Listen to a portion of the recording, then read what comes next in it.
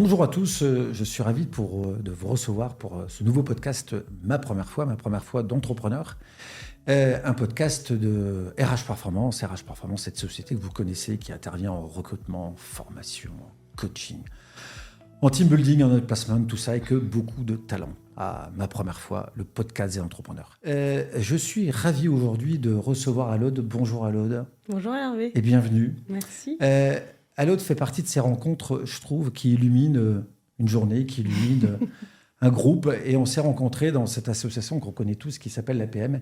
Et dès la première fois, j'ai trouvé que tu dégageais une belle énergie, une belle sincérité et simplicité. Et tout ça, entrepreneur. Et je me suis dit que c'était l'occasion que tu viennes nous parler de ton parcours. Avant que tu nous en dises un tout petit peu plus, on a un petit rituel dans ce podcast, c'est le joker. Alors, quoi ça sert un joker? C'est pouvoir utiliser effectivement la possibilité de ne pas répondre à une question si celle-ci te dérange. Est-ce que je peux te retourner la question ou pas? Vas-y, c'est quoi? Non, mais du coup, je prends le joker et est-ce que je pourrais te retourner la question si elle me gêne? Avec plaisir, avec plaisir. J'aime bien. On fait évoluer les règles du jeu. Merci Alaude. On va retenir ça peut-être pour les prochains podcasts. Alaude, si tu devais te présenter de manière succincte, tu nous dirais quoi sur toi et sur ton parcours d'entrepreneur? Alors, je m'appelle Alaude. Ouais. Figure-toi que je suis la seule Alaude au monde. Ouais. Donc, on me dit souvent, tiens, c'est la première fois que je rencontre une Alaude. Donc, ouais, c'est un peu dans le thème du podcast. J'ai 30 ans. Ouais. J'entreprends depuis que je suis sortie de l'école, donc depuis 8 ans. Je suis une nordiste, fille d'entrepreneur et fraîchement mariée. Bravo. Et fondatrice donc, de Sublimeur, qui est une agence de communication et de conseil culinaire. Et ça, on va en parler. Je tenais quand même parler sur cette thématique de ma première fois. C'est aussi, moi, ma première fois où je reçois à la fois une femme qui a son parcours singulier, qui ne vient pas toute seule. On peut le dire, il y a un magnifique événement. On est deux sur ce canapé aujourd'hui. Voilà. Et à ma première fois, on reçoit effectivement, non pas une seule femme, mais une femme qui vient accompagner, on ne sait pas encore, mais en tout cas d'un petit bout de chou. On est ravis de t'accueillir, Alaude. Merci. En préparant ce podcast, on a eu tout un échange et tu me parlais effectivement du modèle familial. Tu le disais, des parents entrepreneurs. Est-ce que tu peux ouvrir un peu ce dossier et se dire en quoi le modèle entrepreneurial de tes parents, comment tu l'as vécu, toute petite, ce qui s'est passé, puis en quoi il a pu t'influencer? En fait, donc les parents bossent ensemble depuis plus de 30 ans. Ils ont une petite entreprise de chauffage sanitaire à Tourcoing. Donc rien de sexy, mais j'ai toujours vécu dans l'entreprise. Avec mon frère, c'était notre terrain de jeu. Donc on avait une chambre à l'entreprise et on était autorisé à jouer dans le magasin, à répondre au téléphone, à dessiner sur les factures, etc. Donc c'est vrai que j'ai toujours vécu dans ce monde de l'entreprise. Et limite, je pensais qu'il fallait se créer son métier. Donc, je n'avais pas forcément compris le monde du salariat. Tu as dit un mot, vous aviez une chambre dans l'entreprise? Oui, parce que les parents finissaient tard. Et donc, on était transférés de notre lit d'entreprise à notre lit d'appartement. Mais on avait une chambre à l'entreprise.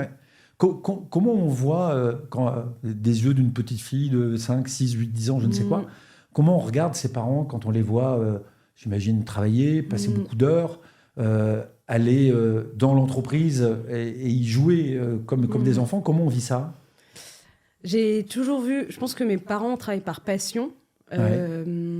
C'est dur. Il y a des années où on partait en vacances, il y a des années où on ne partait pas en vacances.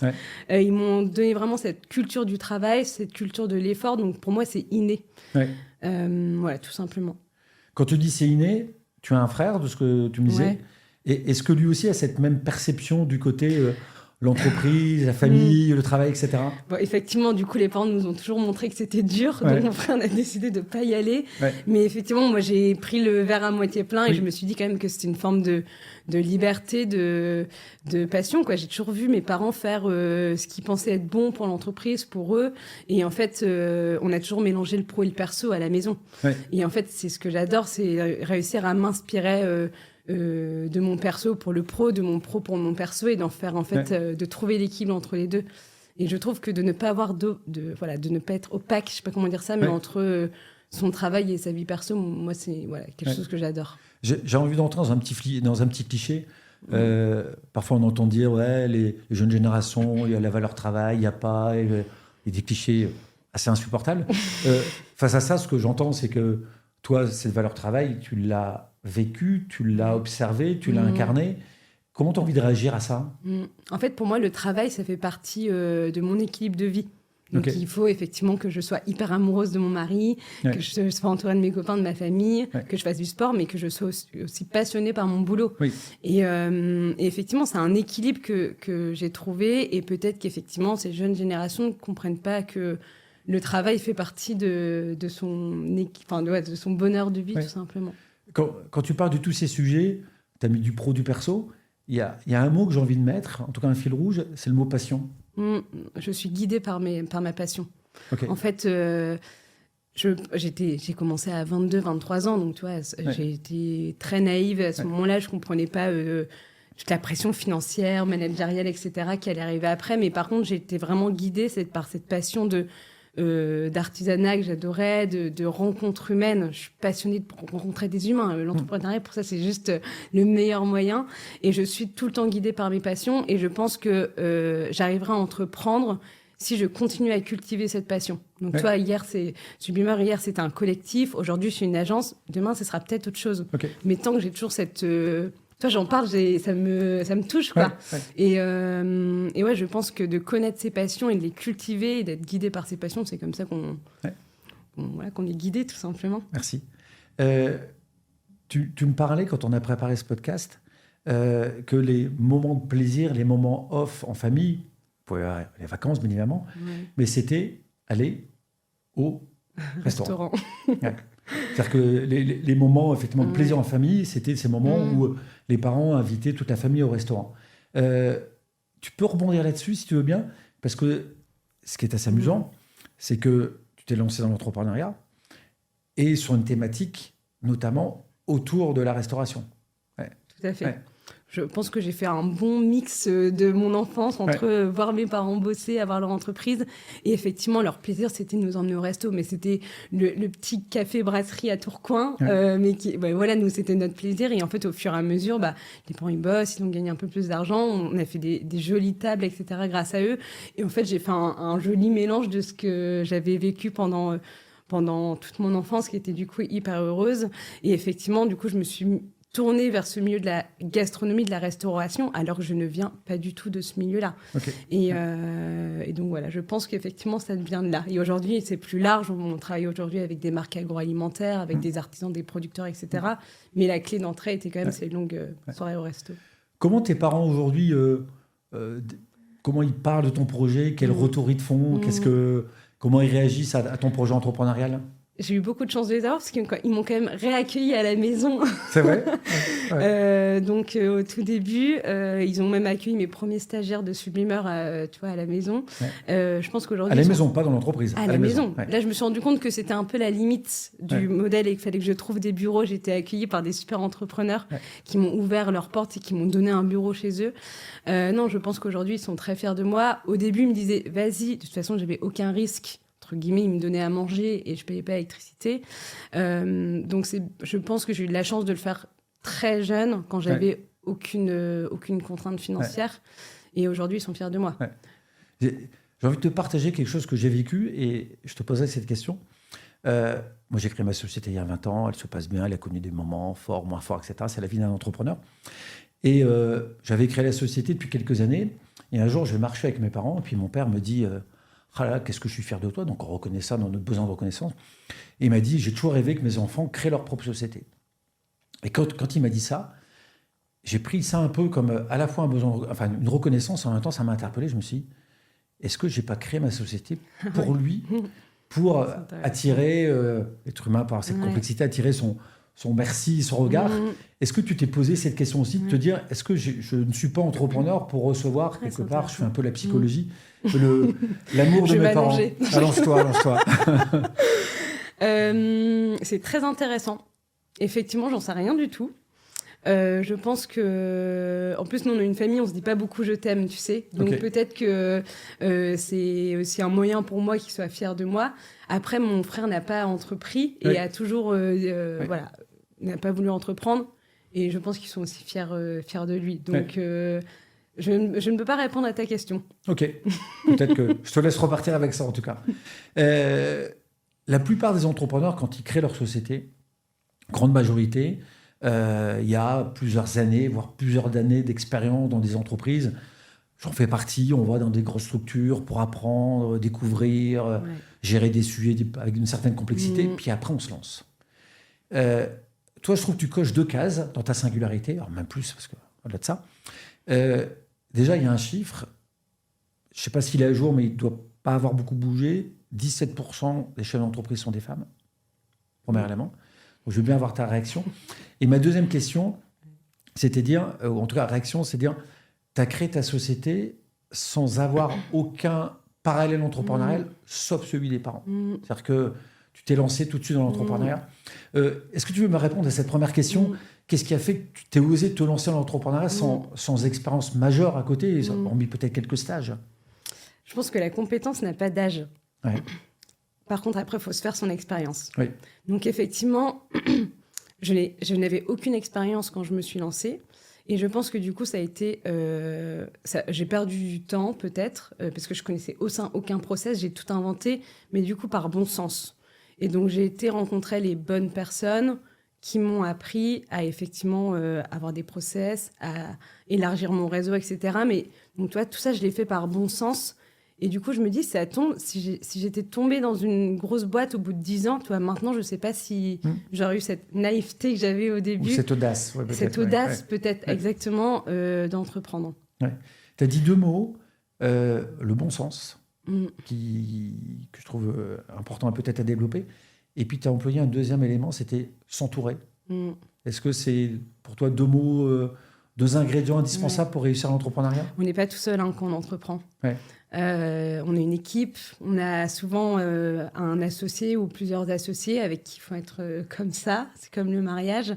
Et en fait, c'est comme un voyage. Pour moi, quand je suis devant un beau paysage, j'ai besoin de débriefer le paysage. Ouais. Et j'avais besoin de voyager avec des gens. Et en fait, je pense que j'ai une capacité à fédérer, à bien m'entourer. Parce que je suis quelqu'un de très sincère. Je sens aussi, j'ai un instinct humain qui fait que je sais si ça va matcher ou pas. Et je me ressource énormément dans les rencontres humaines. Okay. Une journée, si je ne parle pas à quelqu'un une journée ou si je ne rencontre pas quelqu'un de nouveau, c'est vrai que c'est des journées qui sont... Ça sera une journée sans. Oui, exactement. Ouais. Et on peut dire que tu fais partie de ces rares entrepreneurs qui n'ont jamais eu de CDI. Tu n'as jamais signé un CDI pour J'espère ne jamais en signer de ma vie. Je te le souhaite. On verra. Ouais. Et ouais, tout à fait. J'ai jamais travaillé, en fait. J'ai l'impression. Et si tu nous parlais de la femme de ta vie ? C'est le mot que tu as employé. Ouais, c'est vrai. C'est qui la femme de ta vie ? On va pas le dire à mon mari, du coup. Non. Il n'écoutera pas le podcast, on va le bloquer. Ouais. Ça restera là. Ouais. C'est mon associée Laurine, qui est la première salariée de Sublimeur, qui en fait écrit l'histoire de Sublimeur avec moi depuis, donc concrètement depuis 2-3 ans maintenant. Et en fait, toi, je me suis associée plusieurs fois. Chez Sublimeur, j'ai eu un premier associé tech, un deuxième associé, un mentor.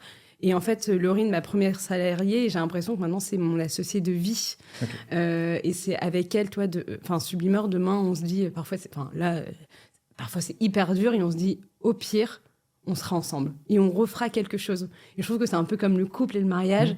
Je dis, au pire, on est à 2 et donc ça ira. Ouais. Et donc, j'ai une chance inestimable d'avoir rencontré Laurine. C'est la chance ? Ou de la providence ? Je ne sais pas si tu connais ce mot. Je ne sais pas quel mot aussi, je le connais. C'est quoi ta définition de la providence ?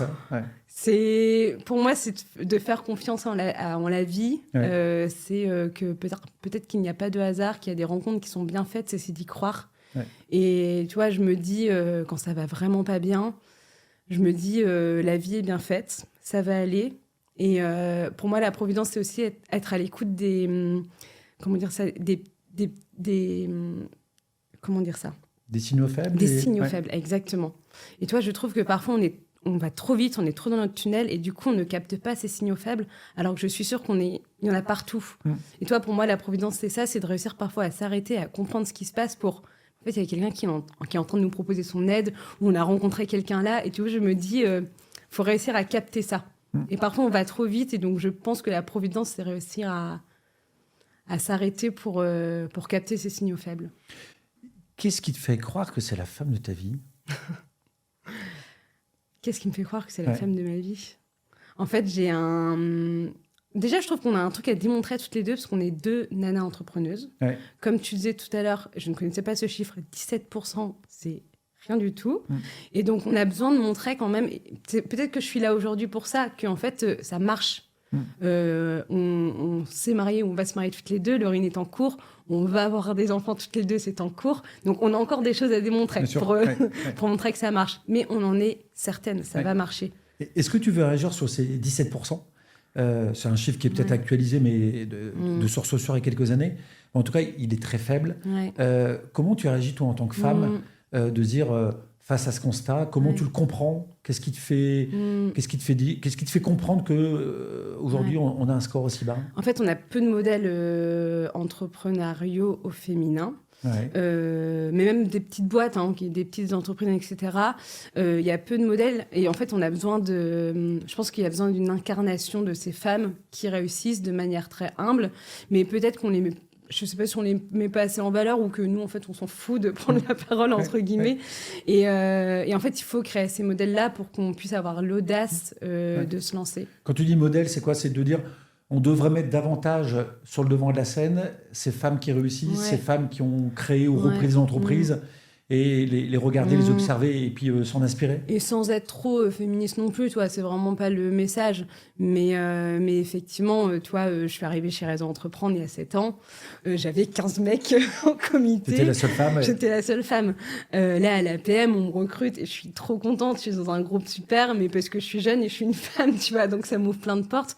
Et donc, le modèle est en train d'évoluer, mais on sent que c'est quand même encore vachement masculin. Quand j'étais voir mon banquier la première fois, j'étais contente d'avoir un associé garçon à côté de moi.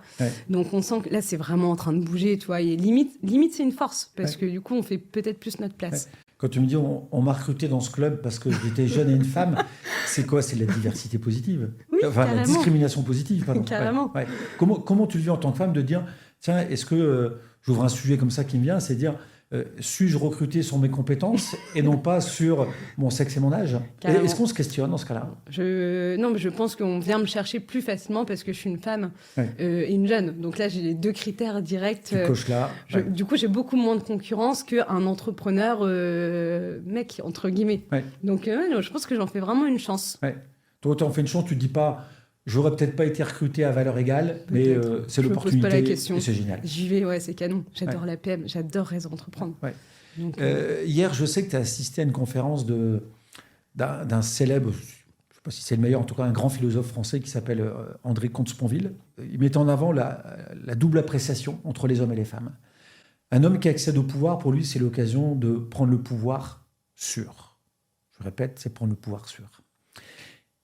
Et les femmes, quand elles accèdent au pouvoir, la nuance est importante, c'est prendre le pouvoir d'eux.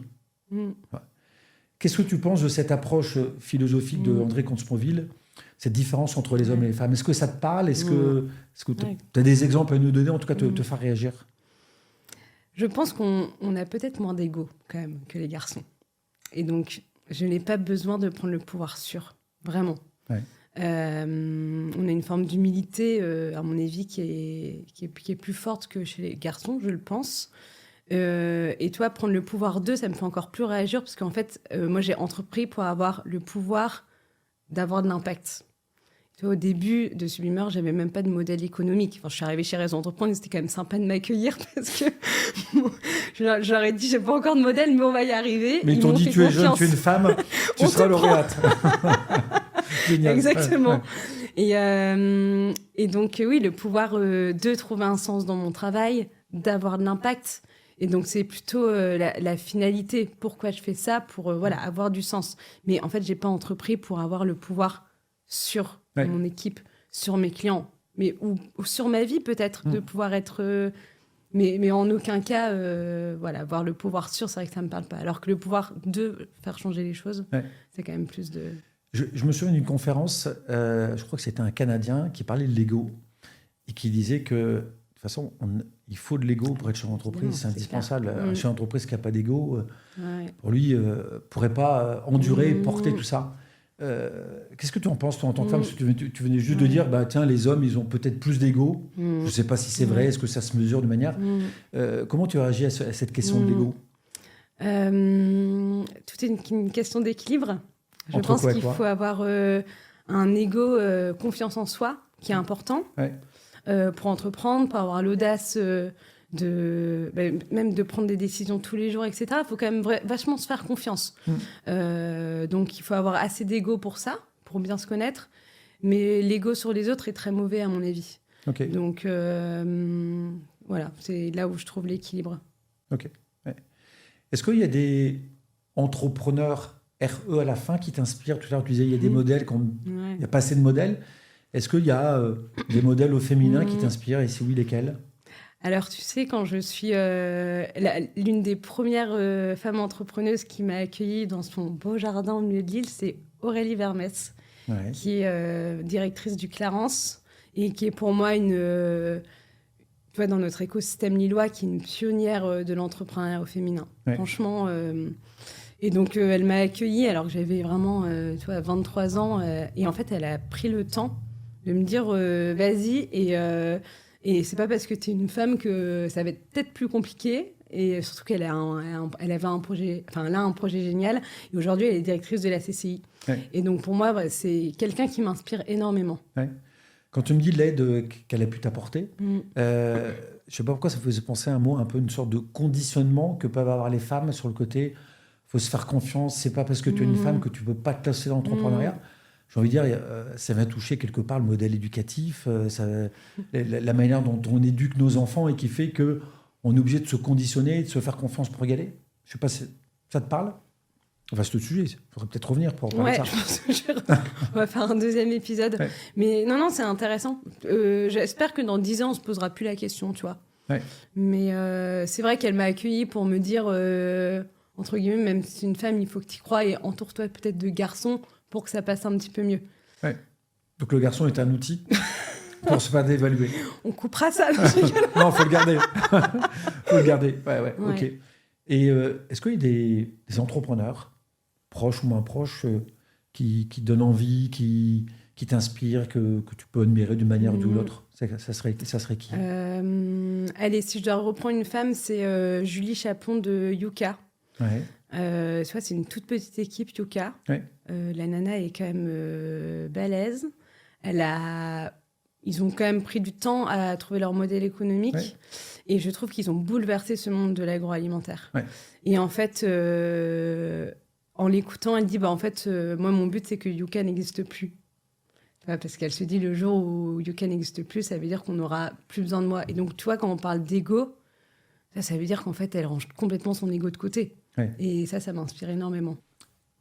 Je trouve que la manière dont tu t'exprimes là, je trouve qu'il y a une certaine forme de militantisme que tu incarnes. Et le militantisme, je trouve qu'il est parfois un peu trop trusté par certains partis, certains extrêmes. Et c'est un joli mot. Mais avant que tu me parles de militantisme, je trouve que tu as mis depuis le début de cette rencontre, je trouve beaucoup d'émotions. Il y a beaucoup d'émotions, de sincérité. Est-ce que l'émotion peut être vécue, incarnée par l'entrepreneur? Est-ce que l'entrepreneur peut effectivement montrer, je ne sais pas si c'est ses fragilités, ses vulnérabilités? Est-ce qu'on peut le faire? Parce qu'on ne se l'autorise pas forcément. L'entrepreneur, il doit être fort, le ou la capitaine, il donne le cap, il reste toujours... digne, et il est prêt à résister à toutes les tempêtes. Est-ce qu'il peut montrer tout ça? Moi, je trouve que c'est la force d'être humain, en fait. C'est qu'on a des sentiments, on a effectivement des forces et des faiblesses. Et donc, cette vulnérabilité entrepreneuriale et managériale est pour moi ultra importante. Effectivement, peut-être que je me mettrais tout une carapace au début de Sublimeur, une veste, tu vois, tu rentres dans ta boîte, tout va bien, t'es toujours fraîche, t'es jamais fatiguée. Alone n'est jamais fatiguée, mais bien sûr qu'en fait, je suis fatiguée. Et en fait, pendant les 3 premières années, tous les mois de février, je sais pas si c'était un burn-out, mais j'étais très, très, très fatiguée. Et j'arrivais limite plus à répondre au téléphone quand mes clients m'appelaient, tu vois. Donc, c'était vraiment des signaux faibles que je n'ai pas captés à ce moment-là, tu vois. Et en fait, au bout de la 3e année, j'ai commencé à souffler et à dire à mes équipes, Là, personnellement, je suis fatiguée, donc je vais partir en vacances et je vais revenir, ça ira mieux. Là, on a une période qui est compliquée chez Sublimer. Comment vous pouvez faire pour m'aider? Et en fait, à partir de ce moment-là, je passe tous mes mois de février et mars nickel, parce que je pense que du coup, mon équipe m'aide à... En fait, on est tous des humains. Et donc, oui, ils ont pris leur rôle aussi dans l'entreprise et ça a un peu élevé tout le monde. Et je pense que c'est un peu un vieux modèle de dire, en fait, je suis le plus fort et tout va bien. Faut réussir à être sincère avec ses équipes tout en maintenant le cap, parce que c'est quand même nous le capitaine. Est-ce qu'on peut tout dire à nos équipes? Ouais, je pense que c'est encore une question d'équilibre. Ouais. Comme à ses clients, je pense qu'il faut être sincère tout en les rassurant. Après, je suis quelqu'un, je n'arrive pas à mentir, tu vois. Donc, je suis tellement sincère que je pense que ça se lie en moi, tu vois. Mais effectivement, je pense que c'est toute une question d'équilibre, tout simplement. Donc, l'entrepreneuriat, la transparence, la vulnérabilité, l'authenticité, ça marche. Et ça nous fait du bien, je trouve. Au moins, même pour nous, si on reste coincé avec ses problèmes tout seul, mais c'est... Et en plus, ta femme ou ton mari, qui n'est pas forcément entrepreneur, va pas forcément comprendre ce que tu vis. Donc, en fait, tu peux vite te retrouver dans une solitude que tu t'infliges toi-même, en plus. C'est hyper intéressant de montrer qu'en fait, on est vulnérable. C'est ranger un peu son ego, tu vois. Oui, bien sûr. Et en fait, en t'écoutant, le mot qui me venait, c'était une sorte de libération. C'est se libérer d'un poids ou d'un rôle qu'on se donne. Ouais. Pour terminer ce podcast, j'aimerais que tu me parles de ce militantisme entrepreneurial. Je trouve que tu incarnes. Est-ce que tu as envie de réagir à ce mot? Est-ce que le mot militantisme te parle? Et ce militantisme entrepreneurial, je trouve que tu incarnes. Comment tu as envie de réagir à ça? Tu vois, j'ai créé Sublimer pour valoriser les personnes qui bossaient bien. Et donc, on a écrit une charte avec des engagements. Là, on est sur le chemin de Bicorp et tout. Donc, tu vois, on essaie d'être exemplaire à fond. Et effectivement, on est militant dans les clients qu'on accompagne, dans notre travail. Et en même temps, on a apporté aussi cette forme de douceur chez Sublimer, où de dire, mais en fait, il y a aussi des gens qui sont sur le chemin d'eux et qui veulent mieux faire. Et donc, en fait, c'est encore une question d'équilibre, mais de se dire... en fait, j'ai envie de défendre l'entrepreneuriat au féminin. J'ai envie d'accompagner des marques agro qui font bouger les choses, parce qu'ils ont un vrai rôle pour qu'on mange mieux d'humain. Et en même temps, une chose à la fois, chacun son chemin, tu vois. L'entrepreneuriat féminin, oui, dans 10 ans, c'est pas un sujet. Et donc, tu vois, je veux pas en faire un combat aujourd'hui, mais tu vois, je trouve qu'on a ce rôle d'accompagner, tout simplement. Ouais. Et j'entends, il y a deux mots. Je trouve qu'il y a l'émotion qui est extrêmement présente dans ce que tu dis. Mais évidemment, le côté entrepreneur, je crois qu'il y a énormément d'engagement pour toi et pour tes équipes. Avant de se quitter, est-ce que tu souhaites rajouter quelque chose qu'on n'aurait pas abordé ensemble ou quelque chose qui a pu te marquer? Est-ce qu'on a parlé de la passion? Un tout petit peu. Un tout petit peu? Ouais, la passion, on a parlé au tout début. Ouais. Tu vois, je sais qu'il y a des moments où j'avais moins de passion, où je ressentais moins de passion chez Sublimer. Et du coup, voilà, mon conseil, c'est de se dire comment je fais pour être le mieux possible. En fait, de mettre le bien-être du dirigeant au cœur de l'entrepreneuriat, parce que je pense que c'est comme ça qu'on cultive notre passion, qu'on reste encore émerveillé, etc. Et qu'on prend les bonnes décisions. Je suis quelqu'un de très instinctive. Je sens que si je suis moins passionnée par mon projet, je vais moins sentir les choses et du coup, je vais prendre moins bien les décisions, etc. Donc, je pense que cette passion, en plus, elle peut évoluer en fonction de nos vies, mais il faut rester passionné par son couple, par son travail, etc. Mais cette passion, pour moi, c'est la clé de la durabilité de l'entreprise, en tout cas. Il y a un mot, j'ai entendu chez toi, c'est l'équilibre. Ouais. Merci Alaude, c'était un vrai plaisir. Hervé. Merci pour tes témoignages et à bientôt. Merci.